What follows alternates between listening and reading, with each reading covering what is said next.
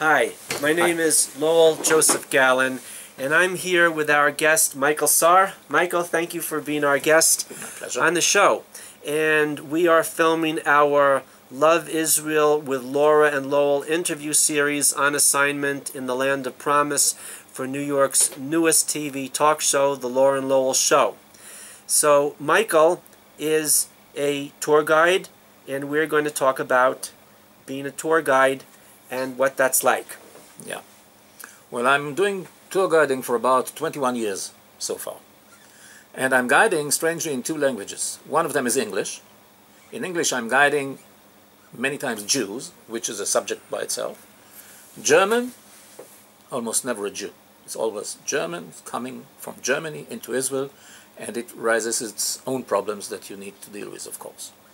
And my mission, as I see it, beyond the demands of my profession, which is to lead people and tell them what's going on and what they are seeing and a little bit of history and so on, is to try and represent the situation of the state of Israel, which most of them are not aware of, and even worse, they have some ideas that they collected from the media, which is giving them information which is either not accurate or it's coloring the situation in false colors, which is, I'm not representing the truth as I know it, as I experience it, because I was born here. And I've been living in this country since day one I was born. And I've never left it except for some trips abroad. And I got the feeling that I know what's going on here. And so my motivation actually, which makes it a kind of a mission for me, is to try to represent Israel what it is to my newcomers, my customers, my tourists coming whatever they are, wherever they are from, especially to the Germans. And you speak German fluently. Your parents are both German speakers. Yes, I got the German language even before I spoke Hebrew, because my parents at the very beginning, they couldn't master Hebrew enough to talk Hebrew, to engage in Hebrew with each other. So the first language I heard at home was German. And then I have got to forget about my German because my little brother, at the age of 3, started to combine the both of languages, Hebrew and German. And when this happened, the decision was taken in the family, stopping to speak German at all. So I had to try and practice again when I became a tour guide 21 years ago, and it goes very well so far.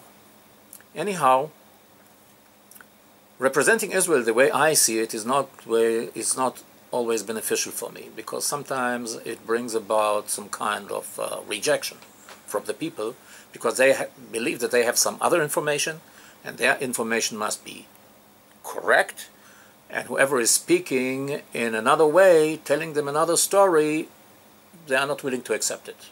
They know better. Is there a difference in the way the English-speaking and the German-speaking groups react regarding reality testing? When you present a picture of Israel that's different from their picture, do the English-speaking and German groups react differently to this? Yeah.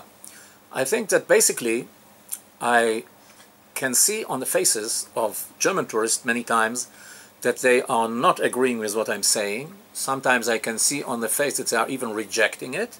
Most of the time they wouldn't admit it because of the background that they have, because they are told that they are carrying some guilt even though they have been born after the war, and they are kind of shy from expressing themselves. It doesn't mean that they are favoring us, it doesn't mean that they understand us, and they come to see what we are doing here. What are these Jews doing in their country? How do they manage doing that? Because the stories that they have heard in the media are such that make them interested. The reason they believe they come is to see the holy places that they have been told about since being kids. And they want to see Jerusalem, they want to see Bethlehem, they want to go in the footsteps of Jesus, even though they are not religious. But this is a part of their culture, the basic culture that they grew up with, and they want to see what it really looks like. And by the way, there's Israel around it. And Israel is existing since 1948, and it's in the holy places, and all the places are in Israel, actually. And they find themselves in Israel. I know there are tourists that go to Eilat. They are booking Eilat, And when they are asked in Eilat, these are not the normal tourists that I'm guiding, they are just coming for the sun. When they are asked which country they are in, they don't know. Really? Yeah. Eilat, well, they are in Eilat, they don't know anything else about it. It's in the desert. I can relate to that to some extent, having grown up in New York. Most people are familiar with the proverbial New Yorker's map of the United States, which has New York, the Hudson River, and then a tiny little sliver between the Hudson River and the Pacific coast, which I've been told is referred to by people from California as the right coast, that the nation is the nation of New York, the United States, another country. So you're saying they come to Eilat on these sun and beach visits, and they don't know that they're in the state of Israel. No. From Scandinavia mostly, such countries, they don't care. They are told about Eilat, that it's a sunny place, and they are escaping the cloudy countries, and this is what they're interested in. They're not reading any history, nothing, because they didn't come for that.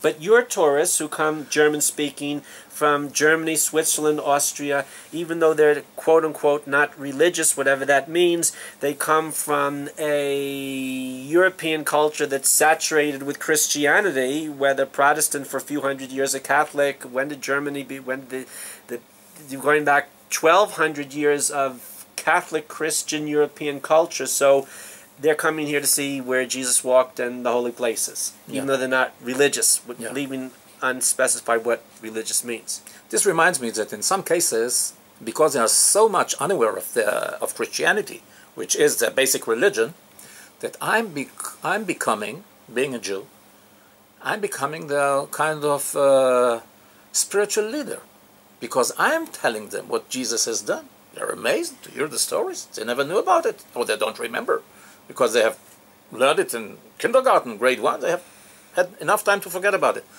So in time, I'm becoming one of them. I'm speaking their language, and I'm standing in front of a full bus, 40, maybe 45 people sometimes. And I'm telling them about Christianity. They find it very interesting sometimes. And then we're traveling the streets of Jerusalem, and this I found to be very interesting. And we see most of the ultra-Orthodox Jews on the streets, because there's so many of them in Jerusalem, so they're sticking out. And they start asking me questions about the Jews. What are their habits? How do they earn their money? What do they do and what don't they do, and so on and so forth. And they're asking all the time about the Jews. And I'm answering, I'm telling them, the Jews are doing this and that. I could never hold myself back from ending this kind of an explanation with saying, by the way, I'm also Jewish. So you should see the reaction. You should see the reaction of the people.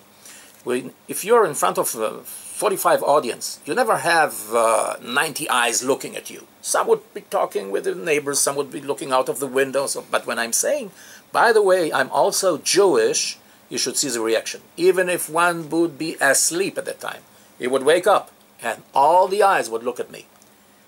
What do you think that reaction means?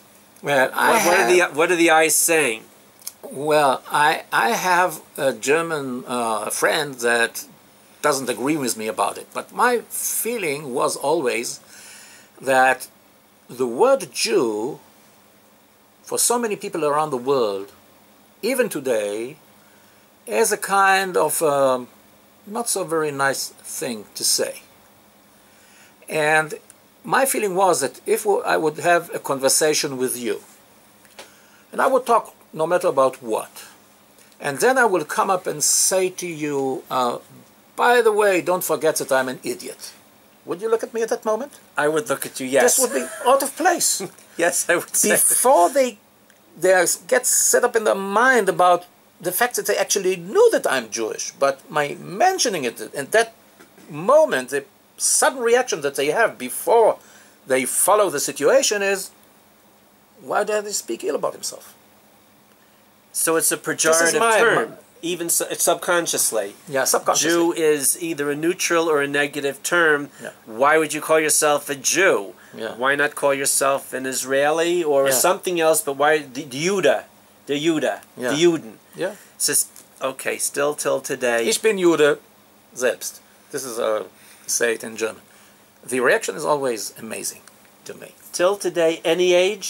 Any age. Any age, Any the age. whole group stops Yes. and looks. It's somehow, it doesn't seem to be something that was said to the point. That's besides everything. We are speaking about the Jews, but the Jews are those who are recognized as Jews by their clothing, with their hats, being black, with a tzitziot and everything, and a kippah on the head. If you are not looking like that, why should you mention that you're being a Jew? You're just a human being to us. You're one of us. Actually, you are a Christian spiritual leader to us until a moment ago.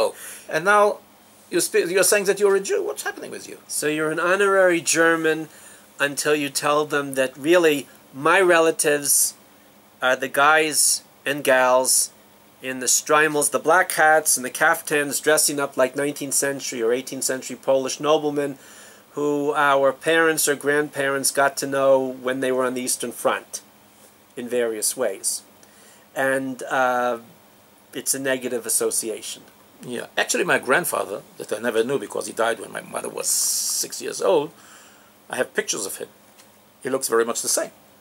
You had the payas and the yarmulke and everything. It was an Orthodox Jews in Czechoslovakia, like most Jews looked there at the time. My other grandfather, he didn't want to know a lot about his being Jewish.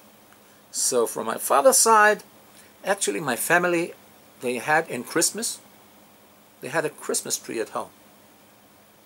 In America, some are laughing about it, calling it a Hanukkah bush. Yeah? Right, a Hanukkah yes. bush? Yes, a Hanukkah bush. Yes. And my father told me that they didn't see it as a religious act, but as a kind of a fashion. Everybody was doing it. Why being an exception? So for these people, there are Jews, the Juden or the Juda, and there are Israelis. Or did they even get that far? They didn't Israelis? know anything about Israel. They didn't know anything about Zionism. Nothing. Nothing at all. The dream of my father as a little kid, when he became 13, Hitler came to power, actually, 1933. My father was 13 at the time. He had in his room a skyline view of New York. This was his dream, to go to New York as a kid. And they actually made a petition to go to the United States, and they always waited for it to happen. Maybe it would come true if Hitler would wait a little while. But he was too early starting the war, and they couldn't leave anymore. And when they could leave, it was on a boat with 2 other boats, more than 3,000 Jews on the Danube towards the Black Sea, organized by some Jew. Of course, they had to give away everything they had, all the property, and give all the money away, 1 suitcase for each. And they came to the Danube. On the Danube, another ship was prepared by Israelis to take them, with a crew of outlaws from Greece, because nobody that was licensed to navigate ships was willing to navigate an unlawful boat, and not accepted by the British authorities that were in charge here. This was in 1940. It was 1940 already. Amazingly. What month was this? This was. I cannot say. This would have been after. Then it would have been after World War II started with the invasion of Poland, and France and England declaring war on Germany. Definitely, yes. War was already ongoing. Poland was already occupied by the Germans at the time. And still, the Germans were not about to eliminate all the Jews. They were still trying just to get rid of them.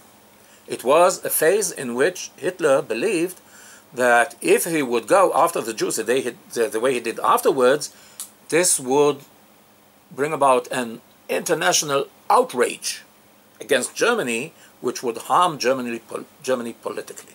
So they didn't ever start with it. They killed Jews randomly a lot, but there wasn't this killing machine wasn't built yet. People were shot, people were burned, but it was at home or it was on the street. Auschwitz wasn't there yet. It started 1942 only, when Hitler learned to know that actually, and regretfully I have to say it, there was no country in the world that was willing to accept Jews at that time.